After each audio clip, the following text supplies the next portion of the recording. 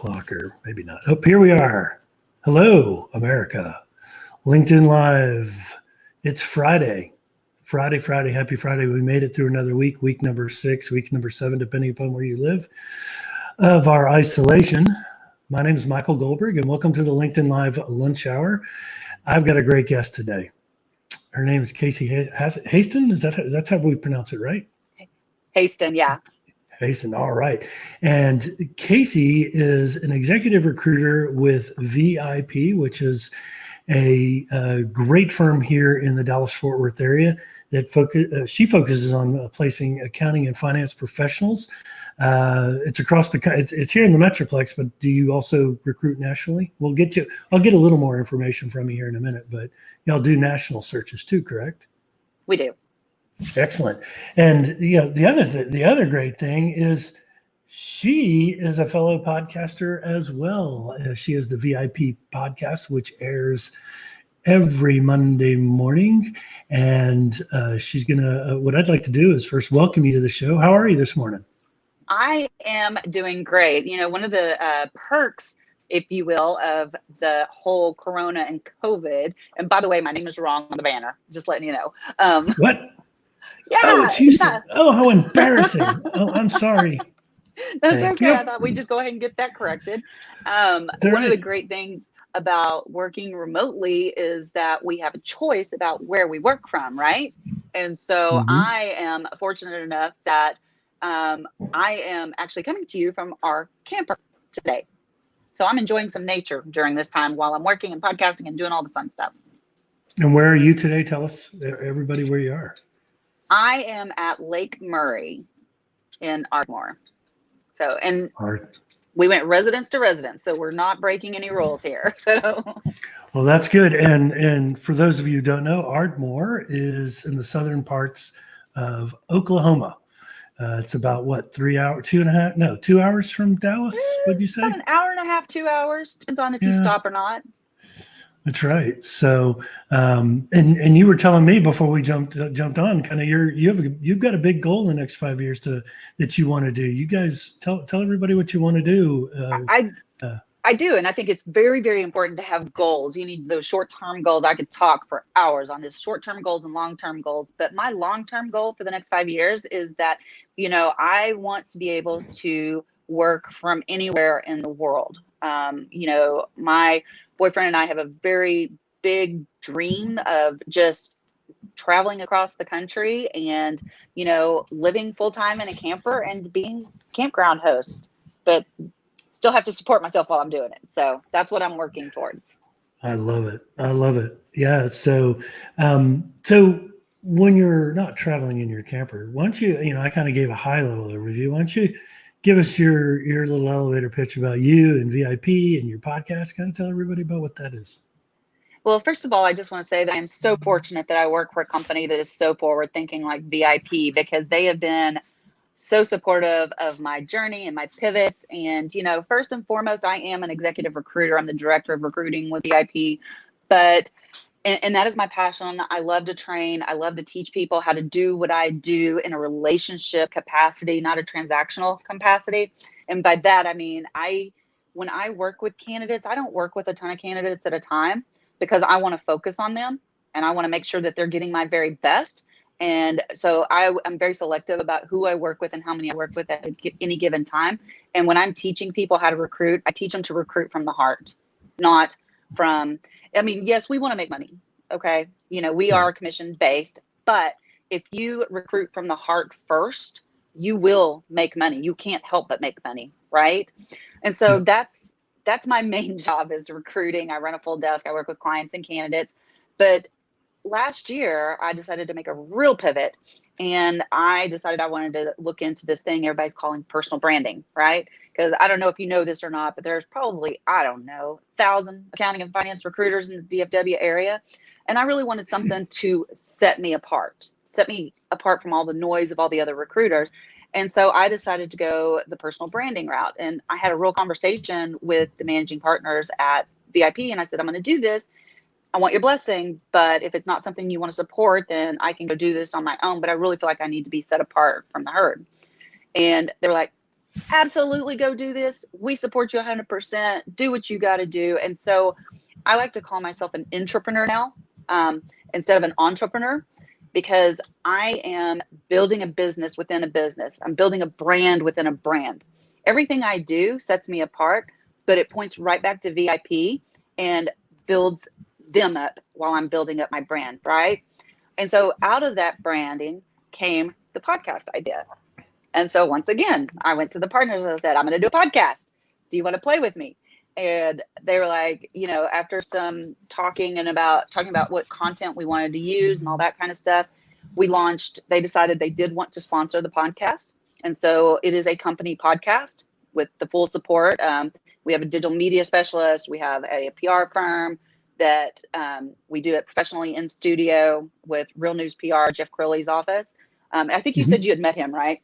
So yeah, and he does a fantastic job with his team is just amazing at producing it. And even through these times when we've been having to everybody do it remotely, he's been amazing. So they supported the podcast, and really what's come out of that podcast has been a ton of content to help job seekers, to help companies who are wanting to build better teams. It's just, it's so forward thinking of them. And it's just been a lot of fun too. Yeah, I mean, Jeff has been wonderful to me as he's been wonderful to you, and just can't say enough great things about him and his staff. I'm actually working with his son to help kind of rebrand my website from the consulting that I was doing to the job seeking or job search strategy coaching that I'm doing right now. So the Curleys have been just good people to work with. So today, speaking of coaching, that's what we're going to talk about, the power of having coaches. And I do love the statement that you just made about, a lot of agency recruiters get a bad rap because they look at they're accused of looking at everybody's transaction. So you're one of the first people to stand out to say, you got to look at each one of your candidates and treat them as a person and not as a commissionable transaction that if you can get them landed. And I think that's where your style is a lot different than on many other agency recruiters I know, and even for that matter, corporate recruiters that I know. So I can really appreciate that because I think when you and I first talked, we have a lot of the same beliefs and values. So, but let's talk about coaching. Do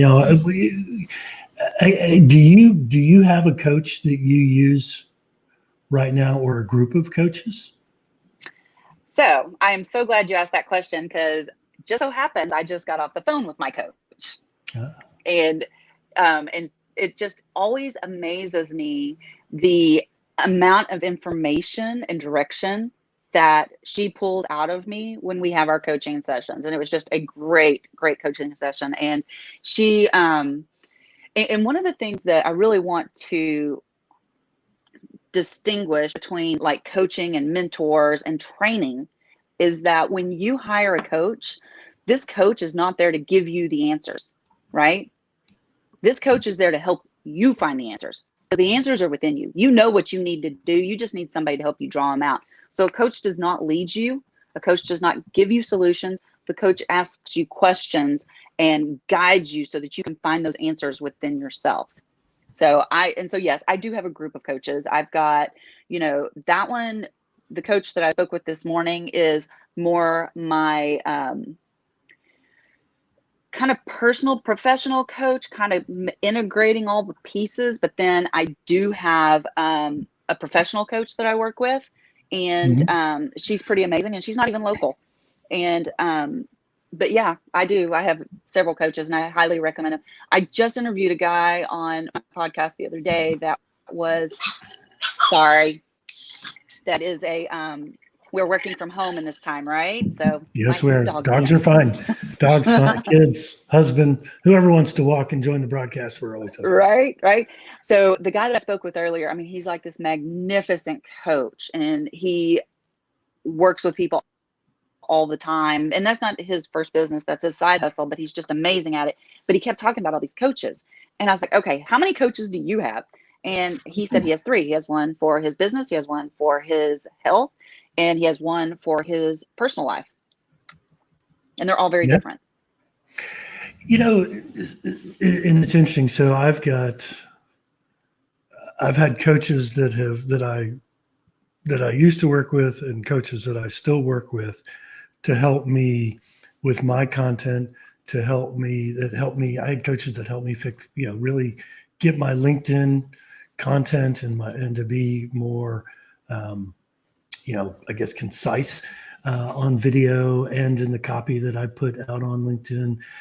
But I've also had coaches in business to help me build my business, coaches to help me say things better, um, accountability coaches, which the accountability coaches are the least amount of investment because I think I got in on a 30-day accountable challenge last month. And it was, he goes, pay me whatever you want. So I gave him $100, and it's like putting down $100 bet on a poker table, right? So if you're going to put that $100 down, you better be accountable for what you're doing. So what are some of the things, I love your quote. That's why I put the quote up there. Hire a coach to help you find the answers. And I think I would agree. I think a lot of people do believe that a coach is going to solve all their problems. Walk me through kind of your process when a coach says, all right, I want you to think about, for example, all the accomplishments you've had in your life and in your career. Where do you even start? Like if you've had to do something like that, like how did you start? Like, how do you get over that first hurdle to just start, word vomiting on a paper, if you will, everything that you need to get out? So that's interesting. I've not had a coach address that kind of question to Or me something before. like it. Typically, Something like it. Yeah, really the way that I've experienced being coached is, first of all, the coach is going to ask me, what do you want to accomplish today? What do you want out of this session, right? And how are we going to get there? And what does it look like if we are successful in achieving what you wanted to accomplish? Why do you want to accomplish that? What's the bigger goal? Why is that important to you? Those are the kind of questions I experience when I'm being coached. And also the same questions I use when I'm coaching. And that's something else that recently, because I've used coaches so much, I have started coaching school. And so I'm really excited. You started going to a coaching school? You're going to a coaching school. I'm going to a You're coaching going to be school. You're going to be a certified coach. Is that what you're telling me? Yes. In about a year. Tell me about that. Oh, you're going to start in a year. So you haven't even started yet. No. It's going to take me a year to finish. I've started. So talk to us about that. What's that experience like?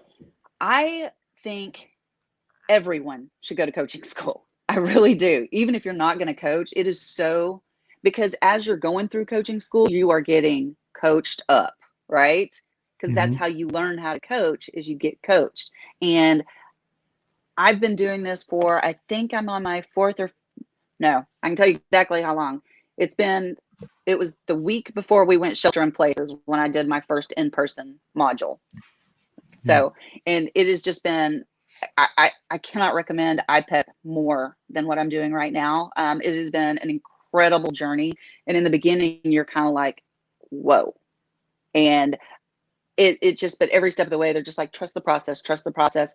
And already I've learned so much that I would feel comfortable using the skills that I've learned so far and go ahead and start taking on clients. But I'm choosing to finish the entire process and get my certification before I actually start accepting clients. But don't think I'm not using it on people around me already. So what's the biggest aha moment that you've had so far since you started from coaching? What has really stuck out and struck you from what you've learned? So the coaching process that we use is called core energy, and it's all about managing your catabolic and anabolic energy. And I'm not talking like woo-woo energy. I'm talking about where you make decisions from, right? Like, are you making decisions from a victim mentality? Or are you making it from, confidence or from, acceptance? Where are you at in your energy level, right? And I think, and there's 7 different energy levels. And I think one of the biggest, and I read the book by the guy that founded this organization. And by the way, let me just back up for a second. the International Coaching Federation is the accrediting body that accredits the coaching schools, right? And there's a ton of them, and it was a lot of research to find IPEC. But I will tell you, IPEC is, by an independent study, is the #1 accredited ICF school. So I think they know what they're doing. And so their core energy program is basically, you look at those levels. And I've always thought I was a pretty energetic person. And as I went through and read the book and went through the class, I realized I was not vibrating at a very high energy when I was making decisions, believe it or not. So that was my biggest aha moment. And that's something I've really been working on, really paying attention to, is where am I making decisions from? No doubt. So, I think I think what's really interesting is I think coaching takes a lot out of you. I mean, it is. It's not easy. And you say, it was funny. You said everybody should go to coaching school. Well, everybody maybe could go to coaching school, but what about, like, what are the best qualities of a coach that not that you've learned, but just in your in your professional experience or personal experience, even before being, before you went into this program, what do you think the most important qualities are of a coach? Listening, for sure. Listening and not pushing your agenda onto your client. That's super, super important. You really got to figure out what they want, not what you want them to want. And I was just having that conversation earlier with my coach. I think one of the things that I did when I was training a team is I would always, they would say something like, no, you need to do it this way. This is how you do it. This is how you do it. This is how you do it. And I didn't give them the space to come up with how they needed to do it. I mean, there's training involved, of course, but I'm talking about bigger than that. I wanted to quickly solve their problems for them and tell them how to do it to be successful, when the way I'm successful doesn't work for everybody else, right? Everybody has to find their own journey. And that was not fair of me to impose what worked for me at a bigger level onto them at their point in their journey. Yeah, I think listening to me, and I'm a talker. I mean, the people that know me, I could all day and talk to a wall and find the wall very interesting. But I think I told you I read this book here. Let me pull it out if I can find it super quick. It's the one, I can't find it off the top. Oh, here it is. The Coaching Habit. Remember I was telling you about that, right?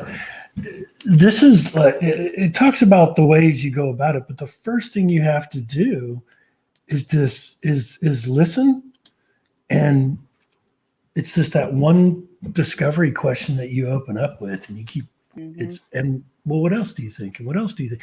It's a lot of question asking and just shutting up and listening, which I think is a skill that a lot of people don't have. I don't know what your thoughts are, and what you found. Any thoughts on there? I do have thoughts, and here's what's funny. So I was interviewing a coach, a certified ICF coach, and he told me, he goes, "Are you open to a little bit of coaching? Because you always want to ask that. You don't want to just assume somebody wants your coaching, right?" And I said, "Sure." And he goes, "Why do you want to be a coach, Casey?" Because I was reaching out to my network to find out, why did you become a coach? How did you become a coach? What do you find, and all this kind of stuff. And he asked me, and this is the first time we've met in person, right? And I was interviewing him on the podcast, and he asked me a question. He goes, "Why do you want to become a coach?" And I said, "Because I want to help people, and I want to, give back like people have given to me. But I also, the type of coaching I plan to do is going to be more executive coaching to help my clients that I work with right now when they have issues with their teams. That's where I see my coaching going."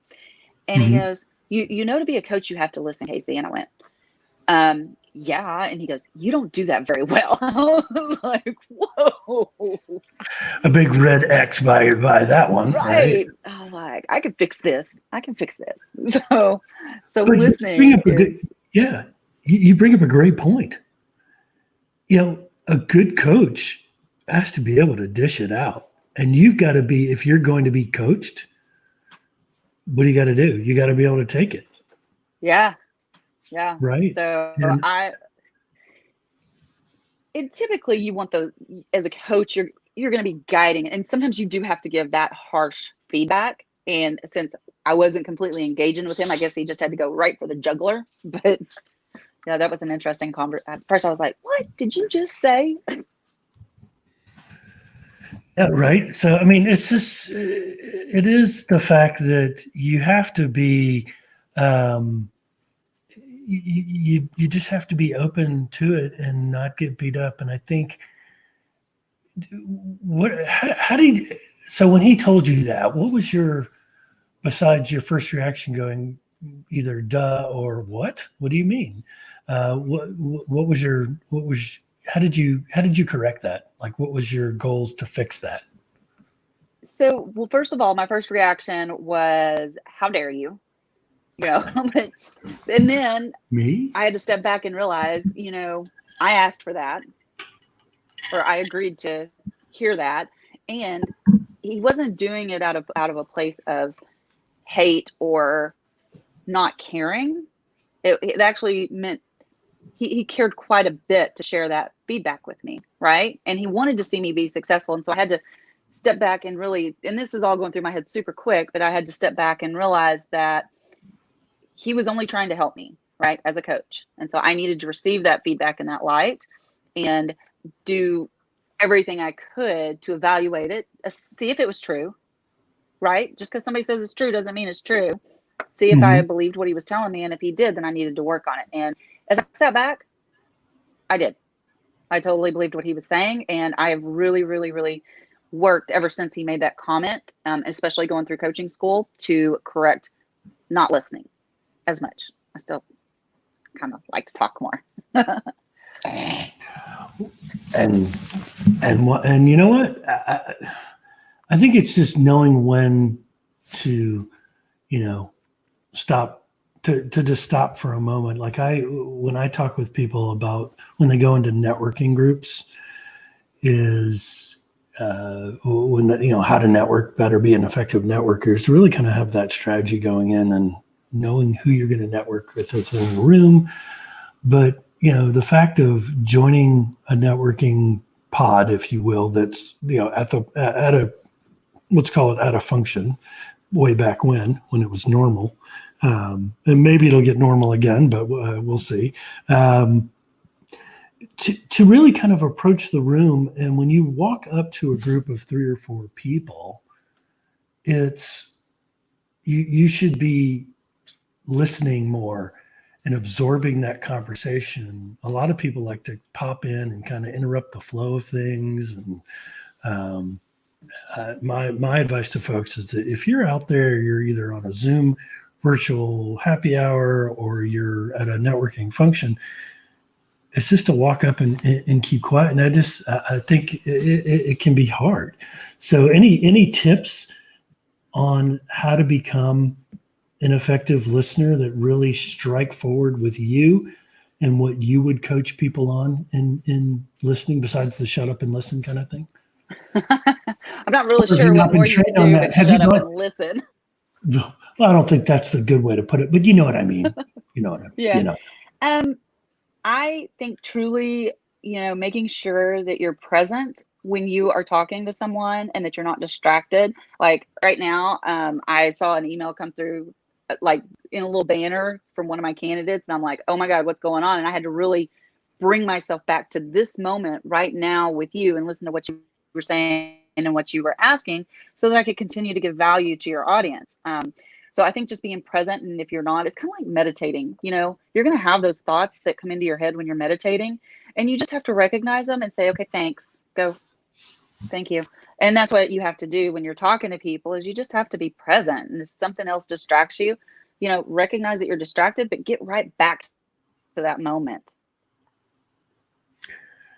Definitely. And it's almost like commenting on, it's almost, to a point, it's almost like commenting on LinkedIn. One of the things that, and I know you know this and other people know this, but when you're commenting, you want to make sure not only to, thank the person for doing something, sharing, but also just take a few minutes to comment and elaborate so that you feel like you're a part of the conversation and you're trying to add some value without, upsetting other people that have commented. And I even would say it's okay to put an opposing viewpoint in a comment, on, in your social media feeds or during conversations. But before you jump the trigger and just say, well, no, I feel it's like this. Once you bring Fluffy onto the camera, we need to see that. It's always for cuteness. Got to bring the cuteness factor. No, they're not I lapdogs. think they're going to go back to sleep, hopefully. Sure, They just, will. every time another dog walks by, they're like, somebody's here, somebody's here. That's it. Well, so, but does that make, I mean, do you, what are your thoughts on that? It's just it's to your point about keeping comments appropriate to, Well, I think on LinkedIn, I mean, first and foremost, remember it's not Facebook. It's a professional networking site, and anything you post can be seen by your network and can potentially be seen by a future employer. So you want to always keep that in mind when you're posting on LinkedIn or anywhere for that matter. I've had people not get jobs because of Twitter. And that's a whole nother rabbit hole right there. But definitely, if you are engaging, and that is a very good strategy, especially if you're job seeking, engaging with someone, do more than just say, great job. Because number one, that doesn't help them on LinkedIn, according to the algorithms. And they are putting stuff out there to share with you, to help you. So help them reach a wider audience by commenting. I would be careful with opposing views. If you have an opposing view, maybe you don't say anything just because you don't want to get into some kind of turf war or anything like that. I've seen it happen before. There was one instance in particular where it just got nasty. It was with a recruiter, and somebody said, oh, it was bad. It was bad. I would have blocked all of them. So. Yeah, I've watched that unfold on Facebook between a very, very good friend of mine and I get it. So when I say opposing view, what I'm saying is if you feel differently, as long as it's something that where you have valid points and it's not going to, upset the apple or upset everyone. I think it's okay. I think I see it more on Facebook where people will push back, especially like in certain recruiter groups, things of that nature. Mm-hmm. But so we kind of digressed there, didn't we? Yeah. But the point is that when you're saying something, make sure it's on point. I think that was the main. Make sure you're present. Correct. So it's interesting. We've I guess people started the weekend early. We've got quite a few people on, but not so many on the. No questions or anything like that, which is kind of interesting. And I know we're getting near that time where we need to start wrapping things up. So, but I do have a couple more questions. I guess the next question I have is, when you are coaching candidates that are going through, that you're putting in front of employers as candidates, what are some of the key coaching tips that you give to your candidates so that they stand out among other candidates that are presented from different agencies? Unless you have. Do you want to hear my best secret? Yes, tell us. Okay.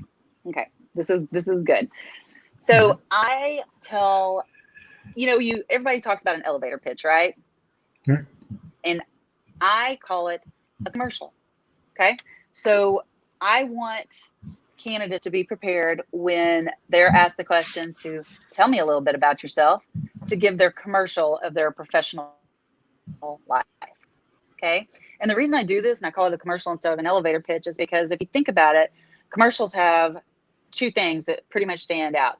They're short and sweet, and they have a hook, right? They have something that keeps you from changing the channel. Okay. Do you remember the Super Bowl commercial with the puppy monkey baby? Oh, yes. Yes. Okay. Was that That Pringles? creature still dances in my Mountain, head. Mountain It was Dew? an What energy was it? drink. Yeah, I It think was, it was Mountain yeah, Dew, one of their energy Mountain Dew, drinks. Mountain But Dew anyway, energy. Yeah. that creature dances in my head to this day. And that's a hook, right? That's a hook. And it was short and It's sweet. disturbing. Couldn't get enough of them. I know, right? But he dances in my head. And so what I want for my candidates is to have a hook so strong in their commercial that, and not something that's already on the resume. I want something that's professionally related but doesn't jump out on the resume.